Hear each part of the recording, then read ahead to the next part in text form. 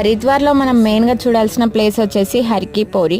ఇంకా టెంపుల్ దర్శనం అయిపోయాక హర్కి పౌరి వెళ్ళే టైంకి అయితే ఫుల్ వర్షం. మెయిన్గా మేమైతే హరిద్వార్కి వచ్చింది హర్కి పౌరిలో ఉన్న గంగా హారతి చూడడం కోసం. వర్షం అవుతాదో లేదో, అసలు ఈరోజు హారతి ఉంటుందో లేదో అనుకున్నాం. బట్ ఎంత వర్షం వచ్చినా హారతి టైంకి ఒక 10 minutes అయినా ఆ టైంలో వర్షం ఆగిపోతుందంట. నిజంగానే హారతి టైంకి అయితే ఒక 1 hour ముందైతే వర్షం స్టాప్ అయిపోయింది. ఇంకా మేము శివఘాట్ నుండి అయితే హర్కి పౌరి స్టార్ట్ అయిపోయాం. హారతి టైం వచ్చేసి ఈవినింగ్ 6 నుండి స్టార్ట్ చేస్తారంట. మేము 5కి వెళ్ళాము. అప్పటికే చాలామంది వచ్చారు వర్షంలోనే.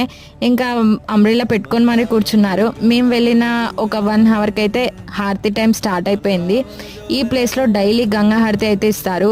ఈ ప్లేస్లో ఇంతమంది ఉన్నా కూడా చాలా పీస్ఫుల్గా అనిపించింది. Finally it's time to see మన గంగా హారతి.